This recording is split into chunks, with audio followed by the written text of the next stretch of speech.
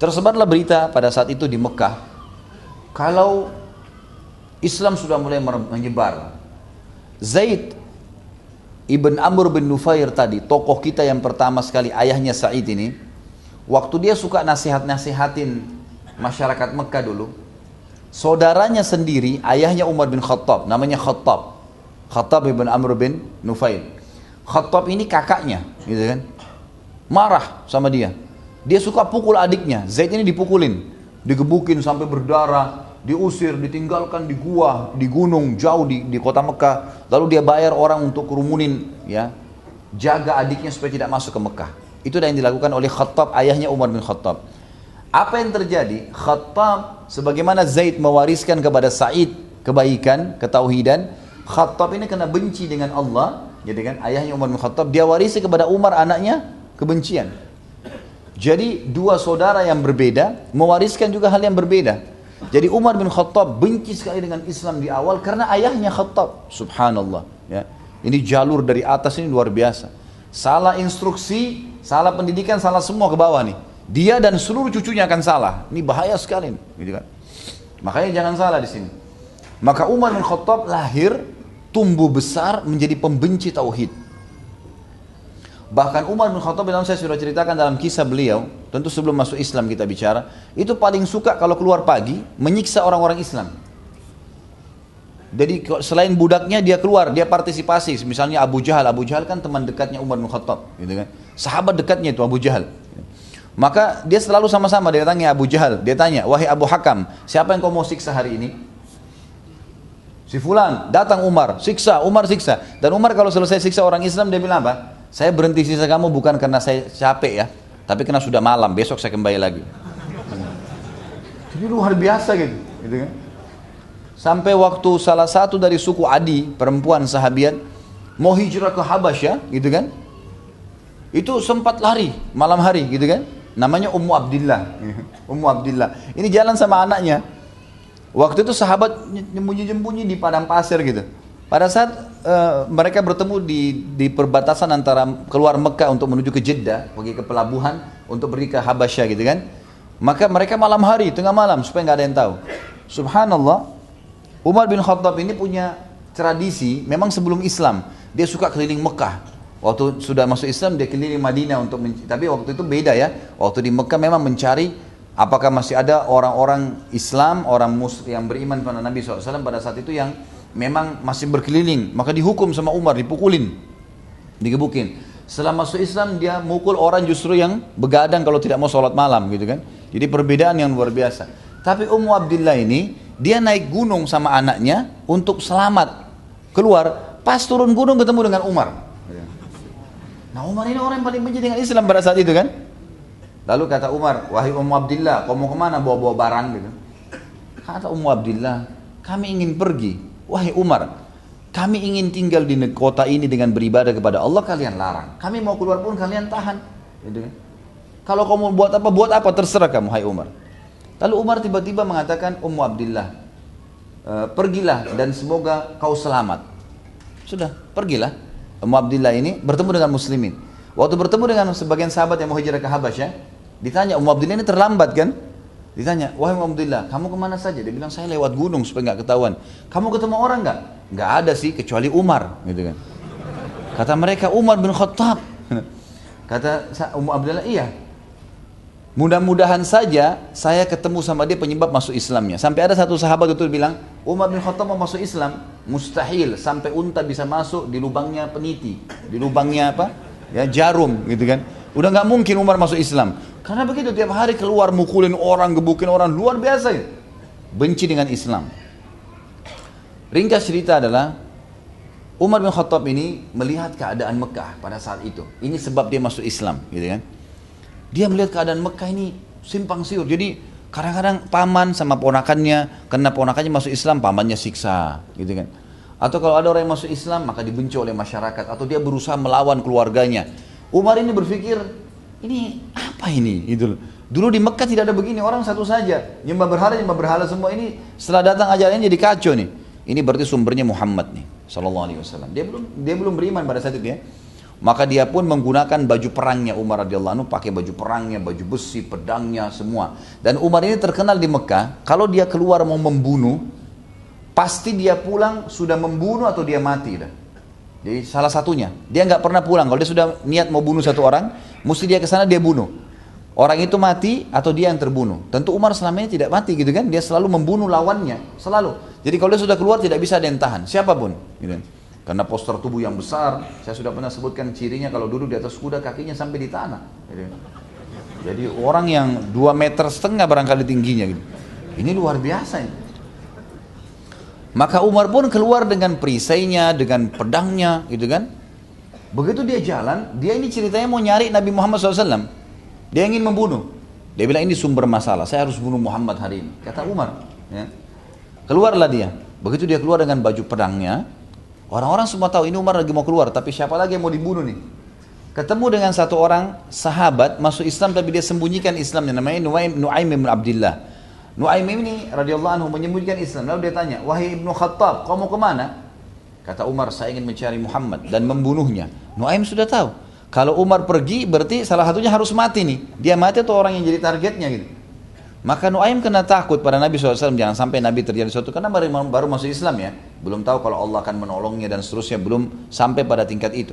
Maka kata Nuaim, untuk mengalihkan Umar, dia bilang, wahai Ibnu Khattab, daripada kau repot-repot cari Muhammad, lihat keluargamu sendiri, keluargamu saya sudah ada yang ikut ajarannya. Umar tiba-tiba balik, siapa yang kau maksud? Dia bilang, iparmu Sa'id ibn Zaid dan istrinya Fatimah binti Khattab, adikmu sendiri. Umar bin Khattab dikatakan dalam riwayat wajahnya memerah, kemudian dia tadinya mau bunuh Nabi SAW, beralih langkah kakinya menuju ke rumah adiknya Fatimah dengan suaminya Sa'id bin Zaid. Ini tokoh kita gitu kan. Ternyata Sa'id bin Zaid sama Fatimah lagi baca Quran. Lalu Umar bin Khattab pun melangkah ke sana. Dan Umar ini kalau jalan telapak kakinya kedengaran. Jadi saking beratnya badannya gitu kan. Jadi waktu dia lewat di depan rumah Fatimah, Fatimah tahu ini kakaknya lagi datang. Khabbab bin Arat disembunyikan, guru ngaji mereka disembunyikan dalam kamar. Lalu Quran yang masih di atas kulit unta pada saat itu disimpan. Tapi belum sempat disimpan, Umar bin Khattab sudah mendobrak pintu. Gitu kan. Ini bukan cuma mengetuk tapi mendobraknya. Dalam riwayat dikatakan sampai rubuh pintu itu kan. Kemudian Umar masuk dan mengatakan, apa yang kamu lakukan? Gitu kan. Apa yang kalian lakukan? Apa yang saya dengar tadi? Gitu kan. Kata Fatimah, tidak ada apa-apa. Dia bilang tidak, ada tadi yang saya dengar. Lalu kata Sa'id bin Zaid mendekati dia mengatakan, wahai Umar, kami mengikuti kebenaran dan kami mengikuti apa yang telah turun kepada Muhammad SAW yang diutus oleh Tuhannya Allah. Ama Umar dalam riwayat dikatakan Sa'id bin Zaid ini besar seperti dia, dipelintir lehernya, dijatuhin ke tanah, gitu kan. Terus dadanya didudukin oleh Umar. Sa'id ini.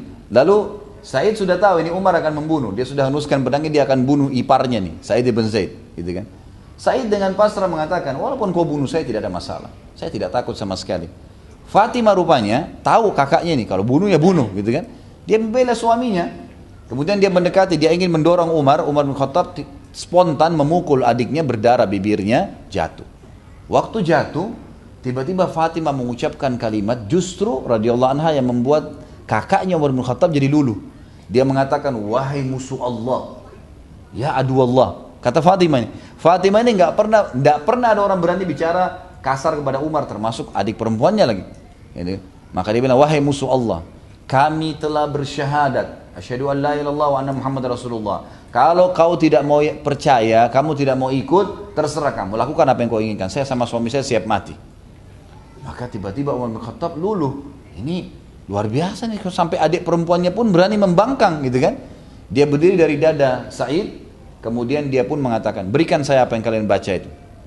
Kata Fatimah, tidak, saya tidak akan kasih. Kau kafir najis, gak mungkin saya akan kasih.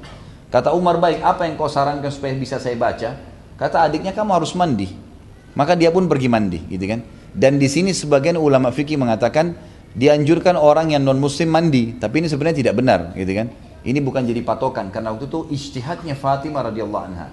Itu upaya beliau sendiri, karena terbukti dalam riwayat-riwayat Bukhari setelah Amal Fath, pembebasan kota Mekah, suku-suku Arab kan banyak yang masuk Islam ya. Tapi waktu itu Nabi SAW cuma suruh syahadat, nggak ada yang disuruh mandi. Jadi nggak ada syarat masuk Islam itu mandi, syahadat selesai, Muslim gitu kan. Ringkas cerita, Umar bin Khattab pun mematuhinya. Setelah mandi dia pegang surat tersebut, ayat-ayat tersebut, ternyata surat Thaha, gitu kan.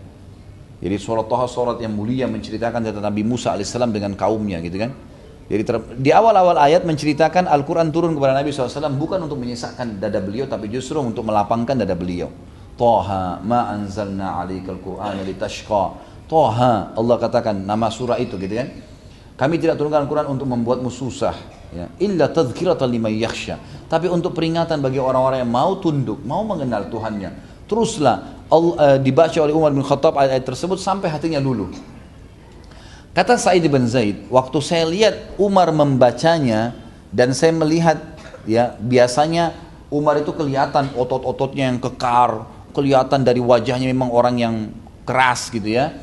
Maka tiba-tiba saya melihat semuanya luluh, ya, dari wajahnya, dari tatapan matanya. Maka saya pun tiba-tiba berkata kepada Umar, wahai Umar, tidakkah kau saatnya untuk menerima ini? Gitu ya. Maka Umar pun mengatakan, tunjukkan kepada saya di mana rumahnya Muhammad. Jadi perkataan Sa'id tadi menarik Umar untuk mengucapkan syahadat. Ini sederhana, ya, tapi efeknya besar. Karena ternyata dia coba punya andil. Dan ini penting teman-teman sekalian. Setiap kali antum mau berbuat satu kebaikan, jangan pernah buat sendiri. Ini lagi mau ke masjid sholat nih, ada orang di sebelah jalan, orang lagi duduk, orang lagi ngobrol. Sholat pak, sholat bu, ucapin satu kalimat saja. Subhanallah, kalau mereka sholat, antum dapat pahalanya. Saya kalau sholat, ada teman saya si A misalnya sholat di sebelah saya dapat pahala, saya ngajak dia, dulu dia datang sama-sama saya ke masjid. Saya dapat pahala sholat, dia juga dapat pahalanya, gitu kan? Tapi dia dapat, misalnya saya dapat 100, dia dapat 100. Tapi saya dikasih sama Allah pahala 100 seperti nilai dia karena saya mengajaknya. Kalau saya mengajak 10 orang, 100 orang, gitu kan? Muadzin dapat pahala semua orang yang sholat, imam dapat pahala semua makmumnya, makmum dapat pahala masing-masing. Tapi penyumbang masjid dapat pahala semuanya, termasuk muadzinnya. Ada masjid lagi butuh bantuan, kasih berapa aja, 10.000 kah, 5.000 kah, 100.000 kah, kasih sesuatu, bisa punya andil. Jangan lewatin masjid itu, kasih kesempatan. Karena kita usahakan punya setiap perbuatan baik ada andil di situ, selalu ada. Apa saja. Orang lagi ngomong kebaikan, kita lagi ada. Oh iya, kalau kita memang tahu, saya kayaknya pernah tahu ada hadis seperti ini. Kita punya andil di situ. Sa'id bin Zaid kata ulama, hanya punya andil di masalah tadi. Hanya itu saja. Dia ingin segera merangkul Umar agar Umar ini mau masuk Islam. Padahal Umar sudah luluh dari baca ayat tadi kan. Lalu dia mengatakan, baiklah, saya akan tunjukkan padamu di mana Muhammad. Dalam riwayat mengatakan Khabbab bin Arad yang mengajak Umar. Dalam riwayat lain dikatakan Sa'id bin Zaid. Jalanlah menuju ke Darul Arkam. Dan akhirnya di Darul Arkam ini tempat Nabi SAW berdakwah 2 lantai. Di lantai 2 ada sahabat yang mengintip dari jendela melihat kalau ada orang-orang Quraisy yang datang misalnya, maka mereka memberhentikan pengajian sementara. Datang dari kejauhan Umar bin Khattab, masih lengkap dengan baju perangnya, perisainya, pedangnya, gitu kan. Dan di sebelahnya ini ada, kalau riwayat pertama Khabbab bin Arad. Khabbab bin Arad ini seorang budak kulit hitam, dan memang umumnya pada zaman itu mereka kalau budak itu jarang pakai baju atas, pakai kain di bawah, dari perut ke bawah, gitu kan. Ya, kecuali setelah mereka masuk Islam mungkin baru mereka, tapi waktu itu Khabbab tetap begitu penampilannya. Jadi mereka tahunya Umar bin Khattab ini menawan Khabbab bin Arad. Tidak tahu apa yang terjadi nih. Teriaklah orang dari atas, ya Rasulullah. Apa itu? Umar bin Khattab menuju ke sini. Mendengar kata Umar bin Khattab, satu Darul Arkam ini gentar. Ini Umar bin Khattab ini bisa berantem sama 10 orang. 1 orang lawan 10, luar biasa ya. Maka mereka pun semuanya pada ketakutan. Nabi SAW mengatakan, tenanglah. Ada Hamzah radhiyallahu anhu, nanti akan ada kisah Hamzah tentunya. Hamzah radhiyallahu anhu paman Nabi juga terkenal, tinggi besar, kekar. Dan ada 2 orang Quraisy dulu terkenal, kalau berburu, burunya itu singa, harimau, bukan bungu rusa. Itu Hamzah dan Umar. 2 orang ini kalau pulang masuk Mekah, yang digendong harimau, gitu kan, sama singa. Jadi ini luar biasa 2 orang, memang fisiknya kuat, pemberani, luar biasa. Jadi bukan menangkap kelinci, bukan kayak antum ayam atau. Akhirnya mereka tahu nih siapa Umar datang. Semua getar. Kata Hamzah, ya Rasulullah, biarkan dia masuk. Kalau dia macam-macam saya yang hadapin, gitu kan. Kata Nabi SAW, masukkan Hamzah dalam kamar. Hamzah ditaruh dalam kamar, nggak boleh ketemu. Lalu kata Nabi SAW, bukalah. Dibuka pintu. Waktu masuk, Umar bin Khattab melihat Nabi SAW, tundukkan penglihatannya. Orang sudah heran. Dia bukan henuskan pedang, malah tundukkan penglihatannya. Lalu kemudian Nabi SAW dekati dan memegang pundaknya. Nabi juga orangnya tinggi besar, kekar, gitu kan? Saya sudah pernah sebutkan cirinya, Nabi SAW jarbu, memang tidak setinggi Umar bin Khattab, tapi juga tidak sependek Abdullah bin Mas'ud. Jadi jarbu sangat tinggi besar, kekar Nabi SAW juga, gitu kan? Beliau punya dada yang bidang, punya perut yang susun seperti batu keras. Jadi memang Nabi SAW juga kuat. Dan semua Nabi punya kekuatan 10 orang laki-laki. Maka Nabi SAW pegang pundaknya lalu menggoncangnya dengan kuat sambil mengatakan, wahai Ibnu Khattab, belum saatnya kau terima kebenaran? Maka Umar makin tundukkan matanya. Lalu kedua kali, wahai Ibnu Khattab, dengan keras disentak oleh Nabi SAW. Belum saatnya kau sadar menerima kebenaran? Dia tundukkan lagi, makin tunduk kepalanya Umar radhiyallahu anhu. Lalu yang ketiga kata Nabi SAW, kata para sahabat, disentak oleh Nabi dengan keras pundaknya, wahai Ibnu Khattab, belum saatnya kau terima kebenaran? Maka Umar bin Khattab menunjukkan lututnya di tanah lalu mengatakan asyhadu an la ilaha illallah wa anna Muhammad Rasulullah. Inilah awal kejayaan Islam waktu Umar masuk Islam. Disitulah nanti kita akan lihat peperangan-peperangan akan datang, termasuk Sa'id bin Zaid yang hadir, perang Yarmuk, perang Qadisiyah, perang Ajnadin, perang-perang yang besar. Bagaimana Islam terekspansi wilayah Syam, bagaimana Bizantium runtuh di tangan kaum muslimin, bagaimana Persia runtuh di tangan Umar bin Khattab. Dan Sa'id bin Zaid punya andil di keislaman Umar hanya karena dia tahu dan dia merangkul nih. Apa susahnya punya andil dalam hal yang kecil lalu kita punya banyak hal yang besar gitu kan. Jangan pernah tunda menasihatin orang lain demi kebaikan. Nasihatin baik-baik gitu kan. Jangan berikan peluang syaitan untuk membuat kita ragu untuk menyampaikan kebenaran itu. Ini manaqib atau kelebihan yang ketiga. Jadi setelah 10 orang yang masuk surga, beliau juga adalah 10 orang yang awal masuk Islam. Kemudian masuk Islamnya Umar bin Khattab di tangan dia, dan kisahnya sudah saya sampaikan panjang lebar.